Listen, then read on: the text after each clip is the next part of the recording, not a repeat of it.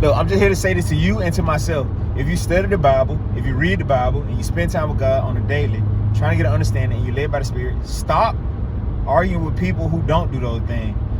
The gospel was first preached to Abraham. He is the father of the gospel. Every time they saw God in the Old Testament, it was Jesus. Jesus isn't new when it comes to his death, his birth, death, and resurrection. That is nothing new. He was already seen by all the prophets throughout the entire Bible. Like, there is no new thing to anyone who actually studies this. Also, nobody killed animals to remove sin.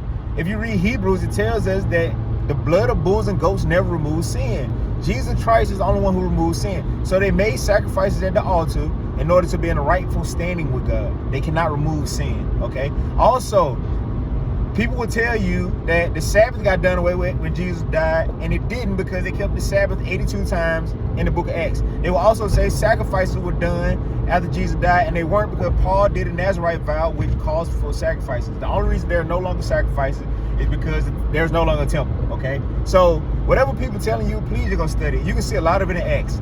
If you go to Isaiah 56, God talks about how he will give life to the eunuch who keeps his Sabbath and keeps his commands. If we know anything, we study, the eunuch was not allowed to fellowship in God's temple because the person was cut off from the in the flesh, which was their penis. They had their penis cut off so they can serve man in high positions.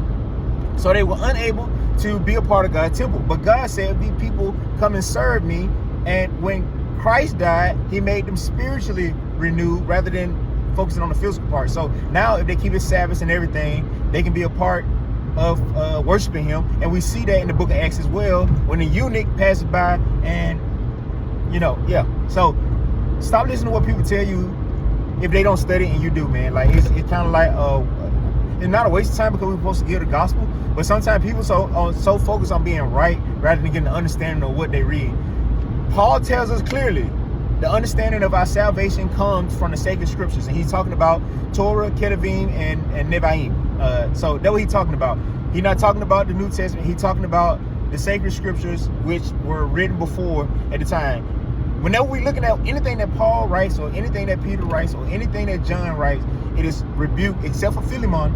Paul didn't rebuke anyone in Philemon. He gave straight love. But it wasn't to, the rest of the books were to rebuke someone or to correct some based on the sacred scriptures or the Torah, Tanakh, you know. So, man, may we understand what is actually being said rather than just regurgitating what some famous person said, because it's kind of leading us astray. So, yeah, don't argue with people who don't know what they're talking about. God bless. Peace out.